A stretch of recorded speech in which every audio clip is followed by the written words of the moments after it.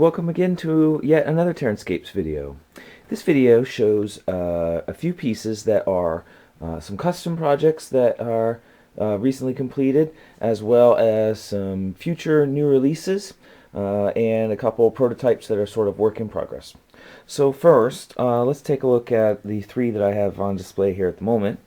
This first one is a difficult area terrain piece, like a scatter terrain.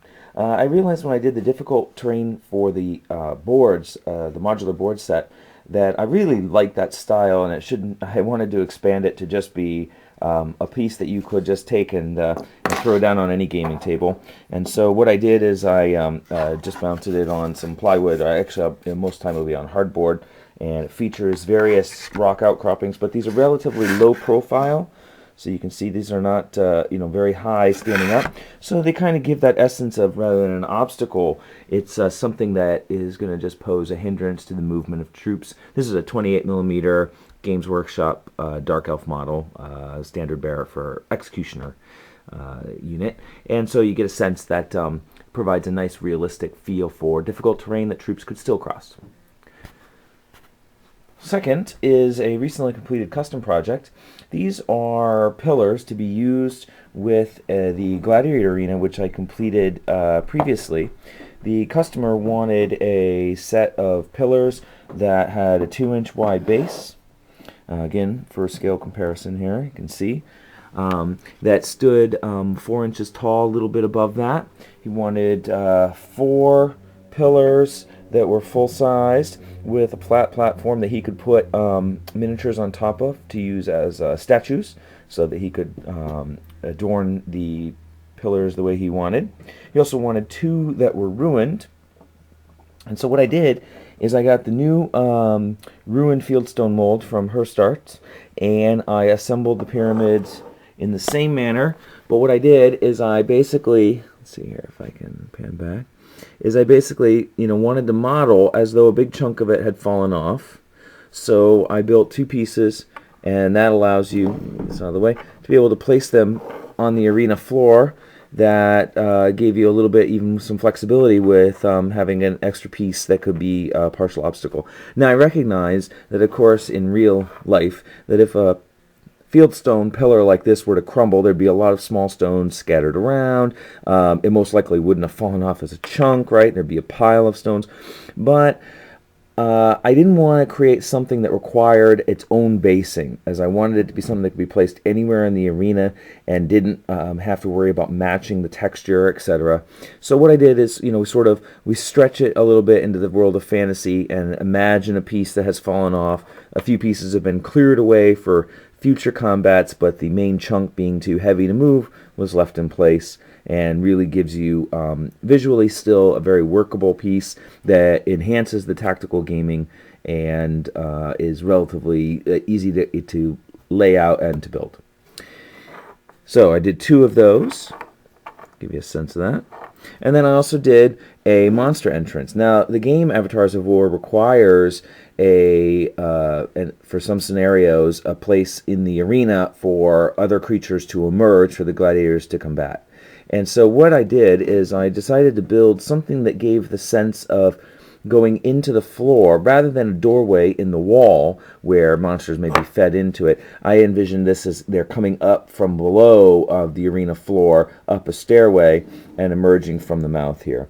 And what I did is I put in a couple flagstone pieces in the front here to represent the last step, if you will, as they're coming up. And then I just glued a piece of very thin card to the bottom and painted it black in the interior, so you get a true black sort of gaping maw, rather than being able to see a sneak of, say, the sand when you place this down on the floor anywhere. So, of course, these pieces could be used with any other gaming system, or it could be placed, on an open table of the grassland. This could be arranged in a sort of circular pattern to represent maybe an arcane temple under construction, or some ancient monolith that people used to worship nearby, or markers for a crossroad. I mean, so there's a lot of flexibility with a piece like that. It's simple in design, provides a nice tactical obstacle, gives you a little also a little vertical height coming off of the table, which adds a little visual interest.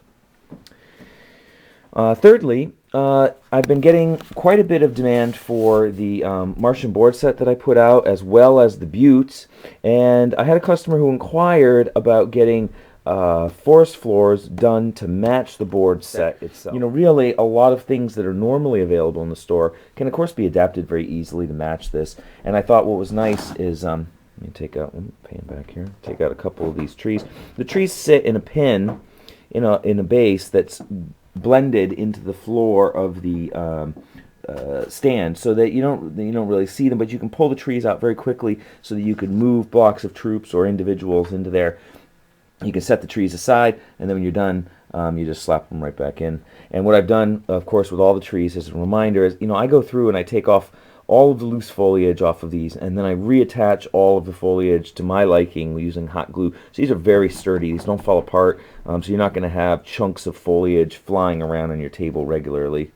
And then what I've done is I've blended in the green to kind of give this sense that there's a little bit more of a green, moisture level maybe in the interior that then fades out to the desert finish at the edge as plants are trying to infiltrate the desert but are hemmed in by the lack of moisture, etc.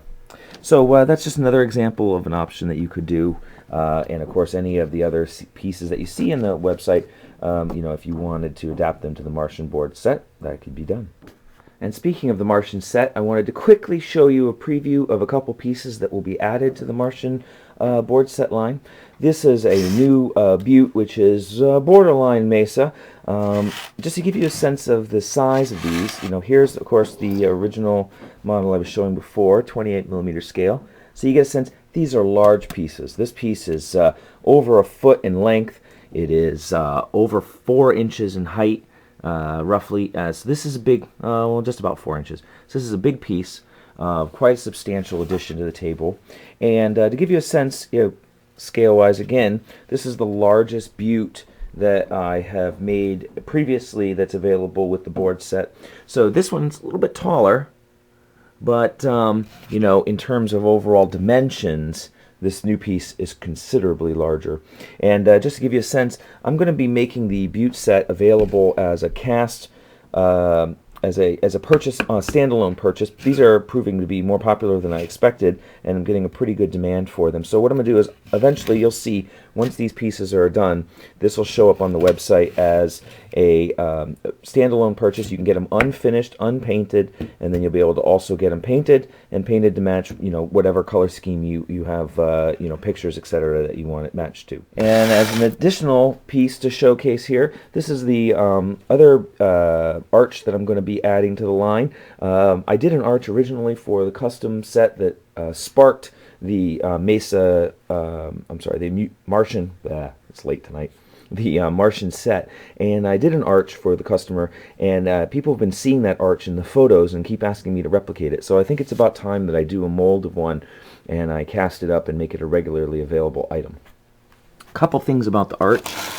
If you thought this hill was big, this one is considerably larger. Each of these tiers is 1.5 inches, so you can see this is 3, 6, 7, about 8 inches high. Again, we're looking at about 12 inches wide. It's got room in the middle here for 28mm figures to pass through. I did design it to make it about single file width so that you can't have large troops moving through. But of course, whenever you set them up on the table, if you want to create passageways that are more restrictive, you've got the actual layout of the buttes themselves to create passages that are of an optimum width for your type of engagement, whether you want it to be restrictive to not allow vehicles to go through, or huge blocks of troops, or of course you can have skirmishers streaming through, etc.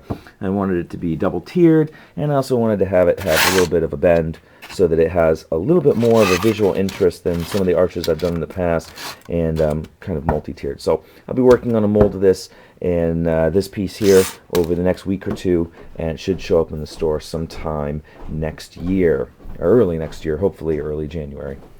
So anyway, I just wanted to give you the preview of these pieces, show you a couple other things, and don't forget to check out other video I'll be posting alongside this one, which shows the new Gladiator Arena as well. So thanks for watching, and if you ever want to see close-up photos of anything that you've seen on any of these videos, or you're interested in ordering any of these products, or you're interested in seeing how some of these products can be adapted slightly to meet some of your particular gaming needs, you can always visit TerranScapes.com, and you can get all the information that you need there.